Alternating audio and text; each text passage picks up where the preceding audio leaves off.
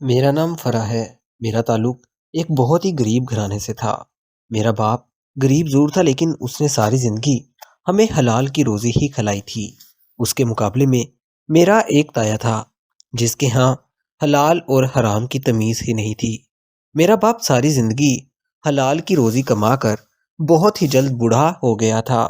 میرے والد صاحب کو بہت سی بیماریوں نے آن گھیرا تھا اور بہت جلد بیمار پڑ گئے تھے۔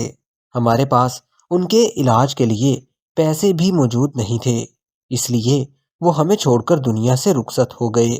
باپ کے مرنے کے بعد سارے رشتہ داروں نے ہمارے سے ناتا توڑ لیا۔ میری ماں کہنے لگی، میں لوگوں کے گھروں میں کام کر کے تم لوگوں کا پیٹ پال لوں گی۔ میں نے اپنی ماں کو منع کر دیا کہ جس طرح میرے باپ ساری زندگی کام کرتا رہا ہے اس طرح میں تمہیں ہرگز کام نہیں کرنے دوں گی۔ میری عمر اس وقت تقریباً 18 سال ہو چکی تھی۔ لڑکی ہونے کی وجہ سے میری ماں مجھے کہیں نوکری نہیں کرنے دیتی تھی، لیکن میں نے ایک فیکٹری میں ملازمت کرنا شروع کر دی۔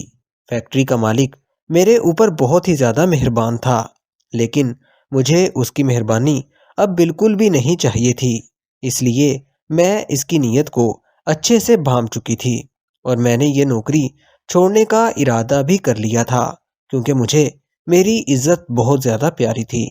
فیکٹری کے مالک کو جب یہ بات پتہ چلی کہ میں نے فیکٹری چھوڑ دی ہے، اس نے اپنے باقی ملازمین کو میرے گھر بھیجنا شروع کر دیا تاکہ میں دوبارہ سے فیکٹری جوائن کر لوں، لیکن مجھے یہ بات قابل قبول نہیں تھی۔ ابھی اس بات کو تقریباً 2 ماہ ہی گزرے تھے کہ مجھے بہت ہی اچھے اسکول میں نوکری مل گئی جہاں پر میری اچھی خاصی سیلری لگی تھی۔ میرے گھر کا گزر بسر بہت زیادہ آسانی سے ہونے لگا تھا۔ میرے تایا کی بیٹی سے میری اچھی خاصی دوستی تھی۔ وہ مجھ سے کہنے لگی کہ آج مجھے لڑکے والے دیکھنے آ رہے ہیں۔ میرے تایا کی بیٹی امیر ہونے کی وجہ سے بہت زیادہ نخرے دکھایا کرتی تھی کیونکہ اس کے سامنے میں بہت زیادہ غریب تھی، اس لیے اس کے نخرے بھی برداشت کر لیا کرتی تھی۔ جب میں اپنی نوکری کر رہی تھی تو میں نے سنا کہ میرے تایا کی بیٹی کرن کا بڑا اچھا رشتہ ہو گیا ہے۔ یہ خبر میں نے امی کو سنائی تو میری امی بھی بہت زیادہ خوش ہو گئی اور مجھ سے کہنے لگی کہ چلو ٹھیک ہے، چھٹی والے دن ہم ان کے گھر مبارکباد دینے چلے جائیں گے۔ اماں کی ایسی بات سنتے ہی میرا منہ بن گیا اور میں نے اماں سے کہا، میں نے آپ کو یہ خبر اس لیے نہیں سنائی کہ ہم تایا ابو کے گھر جائیں گے، میں ہرگز ان کے گھر نہیں جانا چاہتی۔ میں نے اپنی ماں کو صاف انکار کر دیا اور کہا کہ اگر وہ ہمارے گھر نہیں آتے تو ہم ان کے گھر کیوں جائیں؟ مگر امی کہنے لگی، پھر ان لوگوں میں اور ہم لوگوں میں کیا فرق رہ جائے گا؟ امی کی یہ بات سن کر میں چپ ہو گئی اور چھٹی والے دن امی مجھے زبردستی تایا کے گھر لے گئی اور جب وہاں گئے تو گھر میں تو شادی کی تیاریاں شروع ہو چکی تھی۔ یہ دیکھ کر تو امی بھی ہکا بکا رہ گئی کیونکہ کرن نے تو کہا تھا کہ اس کے اگلے ہفتے ہی اس کی شادی ہے۔ وہ مجھے اپنا سارا سامان دکھا رہی تھی۔ آج بھی اس لڑکی کے اندر غرور دکھائی دے رہا تھا۔ وہ سارا سامان جو وہ مجھے دکھا رہی تھی اس کے سسرال والوں نے کرن کے لیے بھیجا تھا۔ شاید وہ مجھے جیلس کرنے کی کوشش کر رہی تھی۔ تھوڑی ہی دیر کے بعد ہم اپنے گھر واپس چلے گئے۔ اگلے دن جیسے ہی ہم اپنے تایا کے گھر آئے، میرا تایا بہت ہی زیادہ پریشان دکھائی دے رہا تھا۔ میں نے تایا سے کرن کے بارے میں پوچھا تو تایا بچوں کی طرح رونے لگا اور کہنے لگا کہ کرن کو کل سے بخار تھا اور وہ آج ہی صبح اللہ کو پیاری ہو گئی ہے۔ یہ سن کر ہم سب بہت زیادہ ہکا بکا رہ گئے کیونکہ ایک جوان لڑکی ایسے کیسے مر سکتی تھی؟ مجھے بھی اپنے تایا ابو کی باتوں پر بالکل بھی یقین نہیں آ رہا تھا، مگر ایک باپ اپنی بیٹی کے بارے میں کیسے جھوٹ بول سکتا تھا؟ یہ سوچ کر میں اور میری ماں بھی رونے لگے کیونکہ کرن بیچاری اپنی شادی پر بہت زیادہ خوش تھی اور آج وہ اللہ کو پیاری ہو گئی تھی۔ اس وقت گھر میں بہت زیادہ لوگ آنے جانے لگے اور تایا بہت زیادہ گھبرا گیا اور ہم سے کہنے لگا، اب میں لوگوں کو کیا بتاؤں گا؟ ہائے، ابھی بارات آ جائے گی اور یہ شادی والا گھر ماتم والا گھر بن جائے گا اور میری بیٹی کے سسرال والے تو مجھ پر بالکل بھی یقین نہیں کریں گے۔ یہ کہہ کر میرے تائے ابو زور زور سے رونے لگے۔ میں نے تایا کو چپ کروانے کی کوشش کی۔ میرے تائے ابو مجھ سے کہنے لگے، بیٹا یہ مہمانوں والا گھر ہے، اس گھر میں ہر طرف مہمان دکھائی دے رہے ہیں۔ بیٹا میں کس کس کو جواب دوں گا کہ یہ شادی نہیں ہو سکتی، کیونکہ میری بیٹی اللہ کو پیاری ہو گئی ہے، اس لیے اب صرف تم ہی میری مدد کر سکتی ہو۔ مجھے سمجھ نہیں آ رہا تھا کہ وہ کیا کہنے کی کوشش کر رہے ہیں۔ میرے تایا ابو مجھ سے کہنے لگے، میری بیٹی کی جگہ تم دلہن بن جاؤ، میں بعد میں سب لوگوں کو سارا سچ بتا دوں گا، سب کو یہ بات پتہ چل جائے گی کہ تم میری بیٹی ہو۔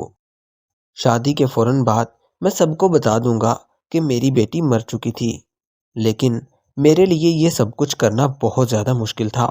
میں کسی انجان شخص سے کیسے شادی کر سکتی تھی؟